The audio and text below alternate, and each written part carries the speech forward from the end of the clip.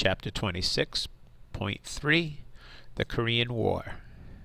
America's Forgotten War. June 1950 to July 1953. American troops struggled to push back the communists, who had made huge advances. Americans were in Korea to fight the threat of communism spreading worldwide. The roots of the Korean War were from the Chinese Civil War and in the Japanese aggression from World War II. Dividing Korea. The Japanese Empire had conquered Korea during World War II. The Japanese were especially harsh towards the Koreans. World War II ended before an independent Korean nation was formed. Their hope for independence was vanquished. The Allies agreed on a temporary solution.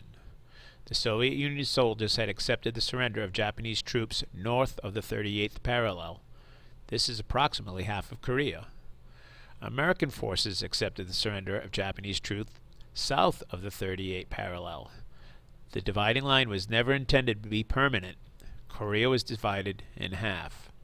Soon a pro-American government was established in the south half of Korea, and a communist government established in North Korea. The Korean conflict. Koreans on both sides of the lines wanted to unify their nation. The war broke out when northern communist troops entered past the 38th parallel and entered the southern section. They were going to unite Korea by force. President Harry S. Truman said the strong had attacked the weak. The United States went to the United Nations and brought the issue of North Korean aggression before the board and gained unanimous approval for resolutions that branded North Korea an aggressor and that called on member states to help defend South Korea and restore the peace. 16 member nations contributed troops or arms, but Americans made up 80% of the troops that served in the UN police action in Korea. The war in Korea. There's a picture of General MacArthur. General Douglas MacArthur was named to lead the UN forces in Korea. MacArthur was an excellent military strategist, and he developed a plan to drive the invaders from South Korea. MacArthur's plan worked, and instead of stopping at the 38th parallel, as he was instructed, he continued north, pushing the communist Koreans all the way back into China. The Chinese Communist government got concerned and did not want the advance going any further, so they sent troops to battle the UN forces.